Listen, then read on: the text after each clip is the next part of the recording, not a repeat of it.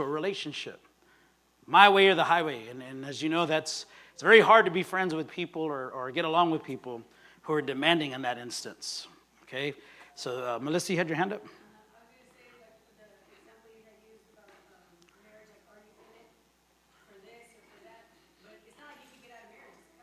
Mm-hmm. Basically, the only thing you can do is say, okay, today I need to ask myself that question, and today, okay, what is love? Love is long suffering, love is this, love is that. Okay, today I gotta do it. And like every day, I think that has to be in every relationship. Because every day we try on it. Yeah.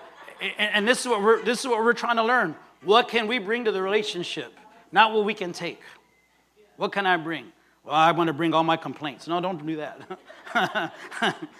You want to bring something that is going to help someone further them along. If every person did this, whether in church or in the job, could you imagine the atmosphere that would be there? If everybody took that approach, man, I'm here to help them. I'm here. And everybody looked at you, I'm here to help. If everybody would just have that mindset in our words and our behaviors, I mean, it would be revolutionary. People would be running to this place, right? Because they see the atmosphere of people wanting to just serve, not out of selfish desires. Okay, so I believe they saw that in Jesus when they saw Jesus. Okay, so let's look at some scriptures here for a moment. Lamentations 3:40. I need some readers this morning. David Juarez, happy birthday, by the way, David. I think today's 45, right? There's nothing wrong with being 45. Lamentations 3:40.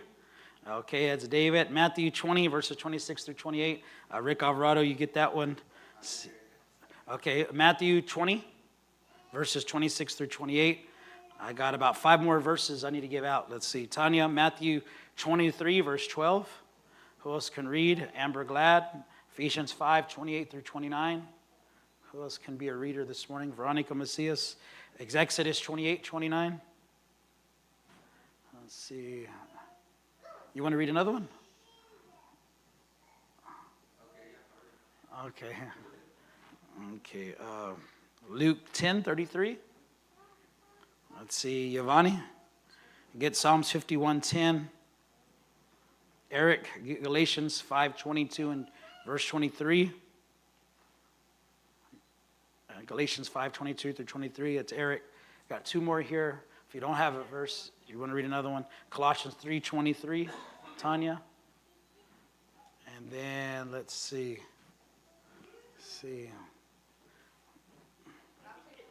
Okay, Maria, go ahead and get Ephesians 4:22. Thank you for offering. Okay, so we want to get these verses. Hopefully we can get them all here in the next few moments. But we're going to examine some things that we can do to challenge these tendencies and our motivations, to challenge the selfishness, to challenge our pride, to challenge our envy, to challenge those things that take away from a relationship and hurt relationships. So these are some things that are going to help us to examine ourselves and some actions. So remember this, that Christianity is a religion of action. Okay, so we're having Sunday school, we're talking, but we're talking because we want to put these things into action. Okay, action. So, this is something that needs to be remembered. Self-honesty starts right here, and then we're going to look at these components. So Lamentations 3:40. It says, let us examine and test our ways and turn back to the Lord. All right. So self-examination, let me test my ways. Let me see if I'm in the faith. Let me see if perhaps there's something I can do about myself. Versus, no, everyone else around me has to change. If everybody would stop picking on me, then I would be a happier person. Well, that's not reality. Okay, you're going to have to learn how to figure out ways to change things within. You can't change other people's ways. Okay, so self-honesty. So Matthew chapter 20, verses 26 through 28. We want to look at some components here. It says, but whoever would be great among you must be your servant, and whoever would be first among you must be your slave, even as the Son of Man came not to be served, but to serve and to give his life a ransom for many. Very good. This is probably one of the key components and having a real character change. This isn't going to fix everything in life. This isn't by the way, if you do this one thing, everything is going to be fixed. This is something that helps curb selfishness in life, and that is serving. Serving. So this is typically the Christian progression. You get saved, you come to church, and then you start serving. I don't know if you think about your own conversion, this is what's happened. Okay, you start serving. And you're not serving just because we just need help around here, but God is doing something through you serving others, being involved. Number one, it's taking your mind off yourself. That's what serving is going to do. It's going to take your mind off yourself. Does it mean that you can, and I do know that we have the ability to serve and still think about ourselves. I know that's there. Because we're human beings, we can multitask. Okay, we can have levels of selfishness that we still, make ourselves the main feature. But in our text, Jesus says, if you want to be great, if you want to see something in you change for greatness, then it's not in you having others think about you, but it's about you thinking of others. Jesus did this himself. He came into the world to give his life. So hence, the Christian life is about you giving your life. Giving your life. Giving your life. Right? So we can easily applaud that, but do you give your life for others day to day? Or when you're challenged to give your life to others, do you get mad and frustrated? Okay? I'm not asking you to confess nothing. It's just something I want you to think about, okay? Yeah, Veronica? I was gonna say there was this man named Dale Vermillion at my job that we did his program, and he's a millionaire because what he does, he goes around and his ministry, well, it's not a ministry, it's his job, but he calls it others first. Okay. And all he does is teach people how to think about other people when, like, salespeople, like when you're a mortgage loan officer or whatever. It's teaching people skills. He's teaching you, yeah, and that's all he does. But it's funny because he doesn't even do it. He's like, you can get people to do a 17% rate. It's just on how you do it, right? Like, so basically, he's teaching the principle, not in a necessarily, I would say, a godly way. Right. You don't want somebody to get 17% rate, but I mean, if that's all there is.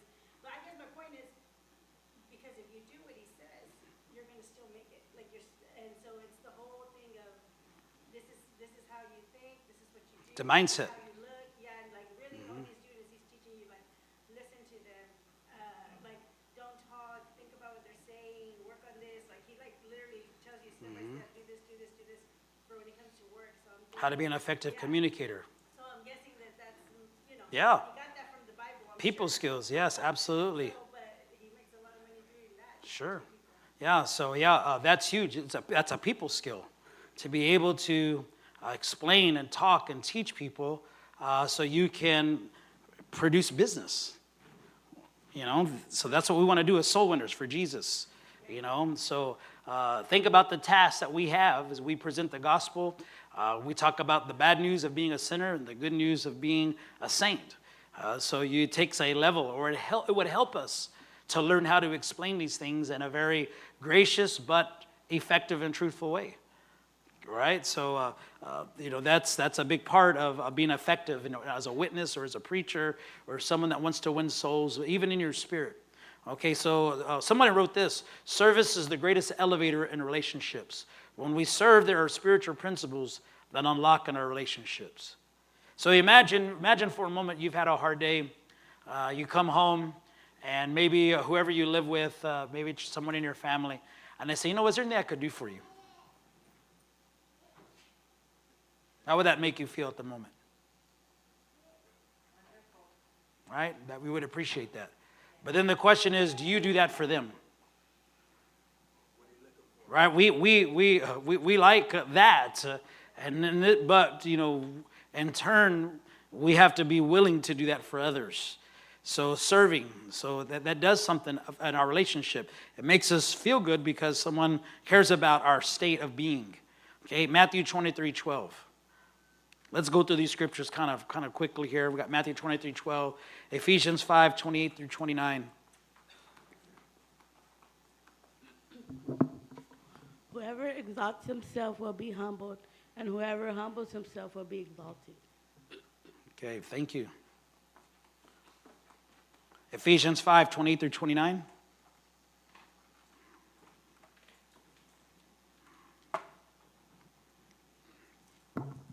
So husbands ought to love their own wives as their own bodies. He who loves his wife loves himself.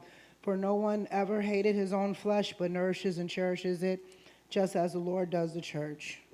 Okay, so this is all over the place. This is in marriage, it's in relationships, friendships, lifting up others before yourself.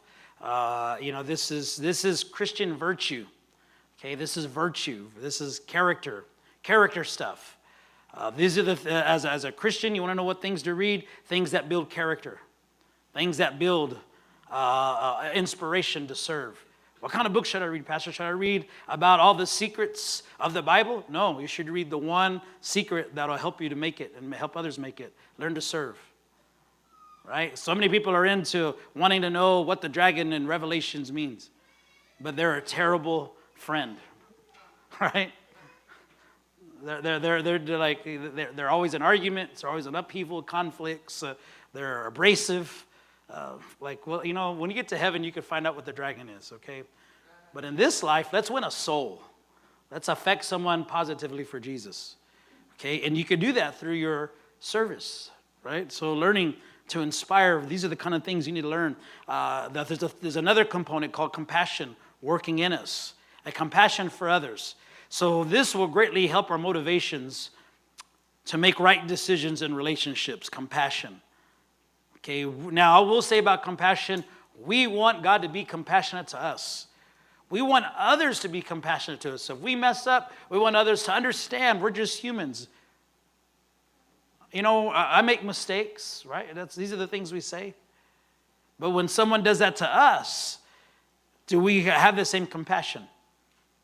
Are we quick to look at that? Or do we use the theory that we learn in the streets? You crossed me once, it's on me, but a second time, or it ain't going to happen again. I'm going to get you back twice as hard kind of thing, There's people that carry that attitude in their Christian life, and it's ungodly.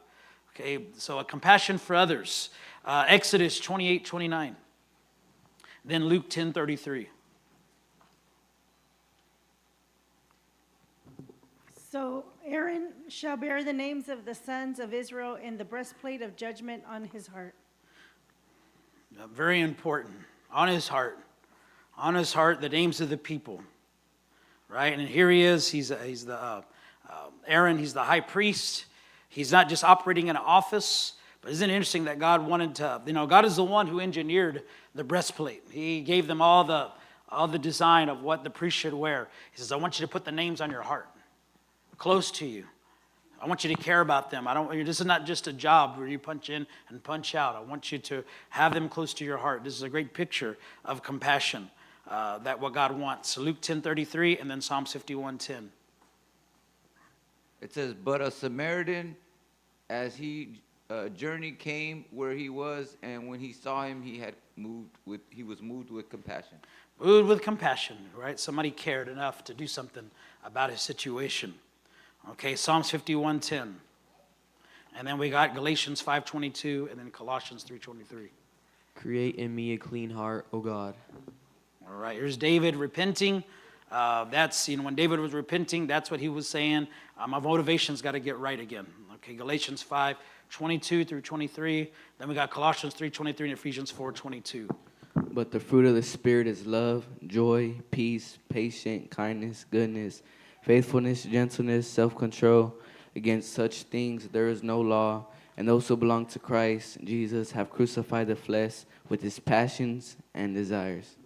All right, so this is something that we all got to be busy doing, learning how to walk in the Spirit. Colossians 3:23 and Ephesians 4:22. I gave those to some people. Is it?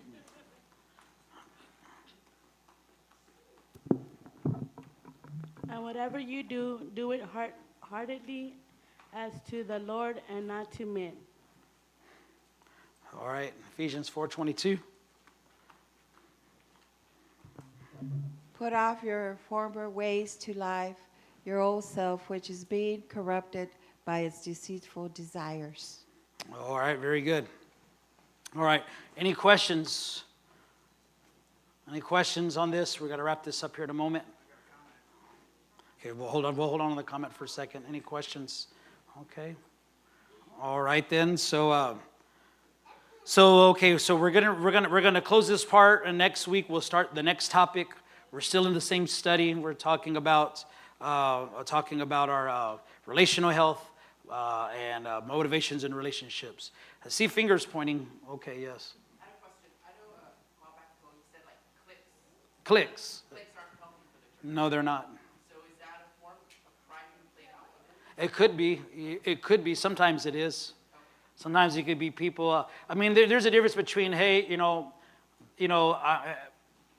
I want to go to lunch with some folks, but it's different when you're like inclusive. Like other people may want to join you, or you never ask other people to join you. Then it becomes inclusive. It becomes, I just want this group of people surrounding me all the time. That's to be warned against, okay? Because, whatever y'all do, whether it's a lunch or whatever it is you do, thinking about others should be something that's on your mind. And for the most part, just in watching the church, y'all guys are pretty much include each other all the time. We go to a restaurant, you got to wait 2 hours sometimes to get a seat. So, I don't necessarily see that happening here, but it could. It could happen. It could easily happen. Yeah, Amber?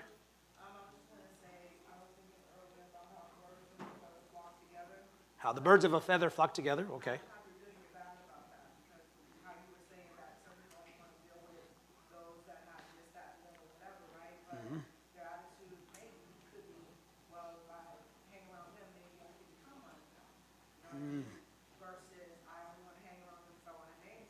Oh.